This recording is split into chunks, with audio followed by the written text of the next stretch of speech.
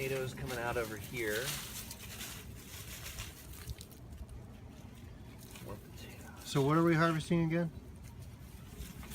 We're gonna harvest some tree dahlia roots. And I don't know if this is a good, this looks like a good stem. We could probably take like one of these. Yeah. Maybe over this here. This one's too awesome. Yeah, it's kind of, well, what about this one? This one's like strong. This one looks really thick. We're gonna harvest this for some tree dahlia juice. Yeah, we're gonna have some dahlia shots. And then I'm gonna go in, I'm thinking about going in right about here. I'm just spreading out. I've got like some potatoes coming up, and I kind of want to not strike them, but we're gonna get in some tree dahlia root, and then we'll roast them up in the oven just the same way that we're gonna plan on roasting the potatoes. We'll see how these taste. So this isn't the ideal tool, but we're gonna go in for it. And I'm just kind of feeling things through right now. Soil looks awesome. Soil's really so dark and nice to work through.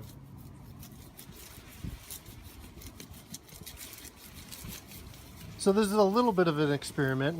Neither of us have ever cooked with tree dahlia or taken the juice, but can you tell what else are you using this dahlia for in your yard here, Mark? Well, I love this plant because it provides me with a lot of the high canopy cover that I was after a couple years ago. You know, you're like all avid gardeners like to start, I think, low to the ground, and so you get your herbs in the garden, you get your annuals growing, and then over time you maybe think, okay, you're ready for a couple fruit trees, and so you get your fruit trees in the ground. And a lot of people in backyards don't have a ton of space to have an orchard-sized fruit tree, so maybe they go with a dwarf or they prune it hard like I have.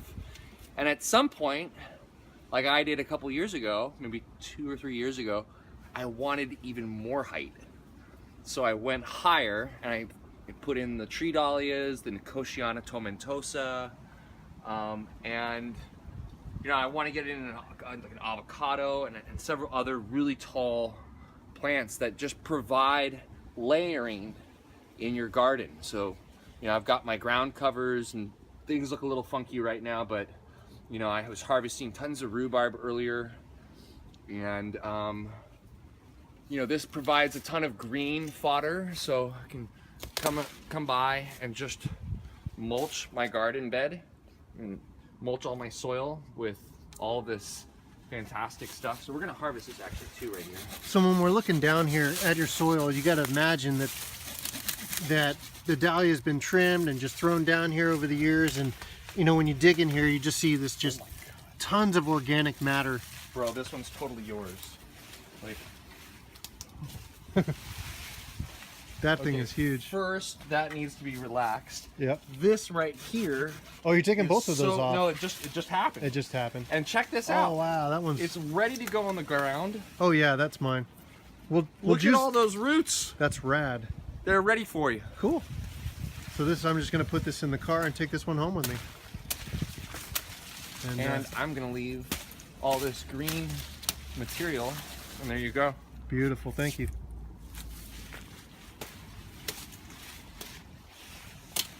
And we're gonna juice that one there.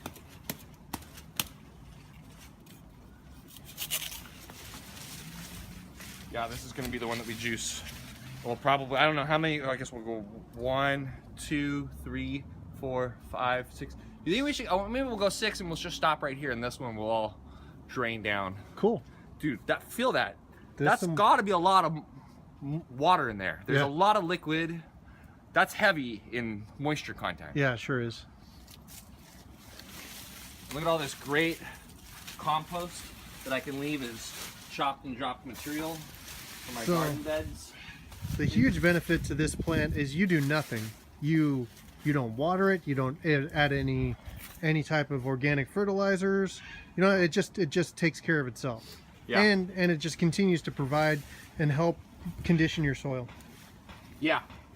Yeah. I mean. And now you're starting to look at ways of I mean, this is the first time you're cooking with it, but it might turn into something that you might occasionally add to your table. Yeah, this will be, I mean, this is the first time that, like, again, I only found out about a year ago that we could eat this. So I am really excited about today's experiment because this will be the first time that we've ever tried eating the tuber. The tuber of a tree dahlia. We say that all tree dahlias are edible, but I'd imagine that because of its size, the roots on this thing have got to be pretty big. Yeah. And so in terms of what you can put on your plate, I'm coming across a lot of aerial roots right now. These are small little guys. I wonder if maybe if I gave you some of these roots right here though, if you could get them growing in your garden. Oh, just throw some like a piece of tuber in there. That's, that's usually root? how they do ornamental kinds. Mm-hmm. So I'm trying to feel down for a big chunk. Yeah, as we go kind of like nice and deep. And the wonderful thing about this soil is it is. Oh no, that. Is that what you think it is, or that's something else? This is a fig. This looks like fig, and we can totally cut. This is probably coming from the fig right over here. We're gonna have to sacrifice this fig root. That's okay. All right. I mean, this is a really nice thing about this garden too. The soil. When you work your soil really well, you can work I can work my hands maybe about a foot into the soil without any garden implement. And as I've gone down maybe about 6 inches, I'm starting to come across the first big rhizome. And do you see this right here? Yeah. Oh, that looks awesome. And so let's pull some soil back.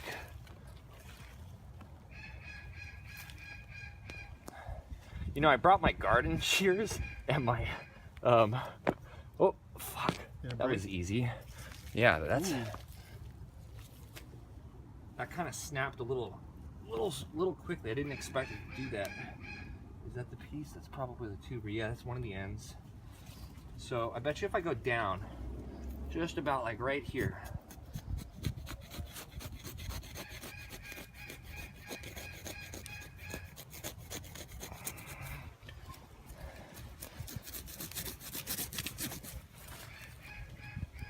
there's another one.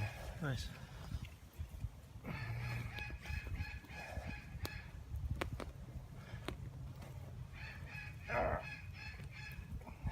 Yay!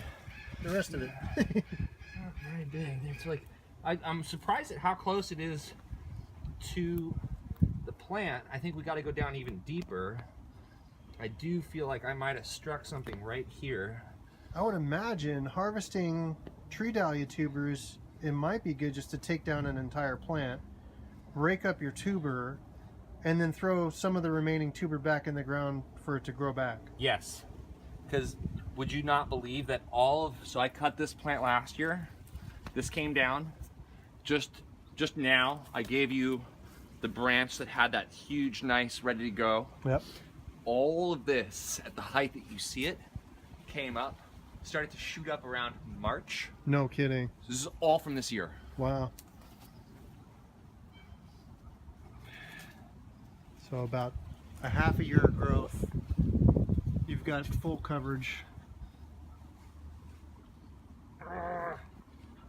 And you've been continuously chopping and dropping it.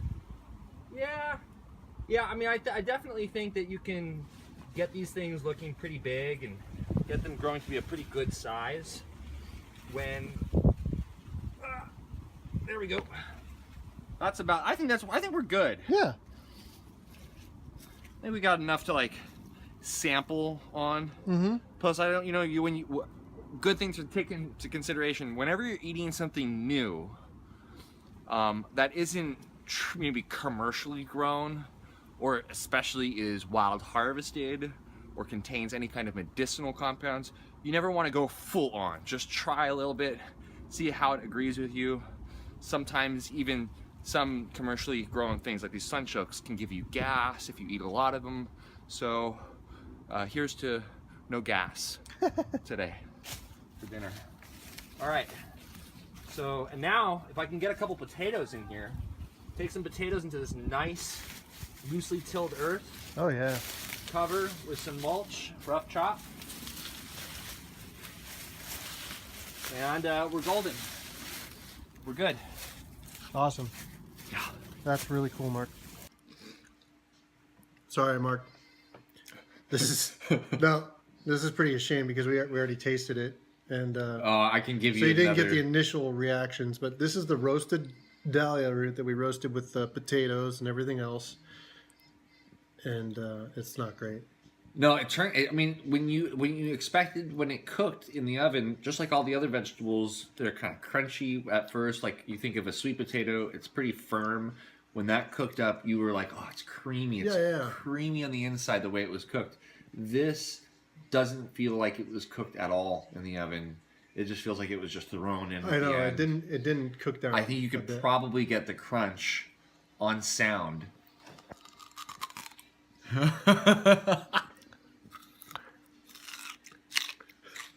And that was roasted for an hour easily. Oh, and then it's just got this really bad taste. Yeah, it's not delicious at all. As you chew it and you juice it out.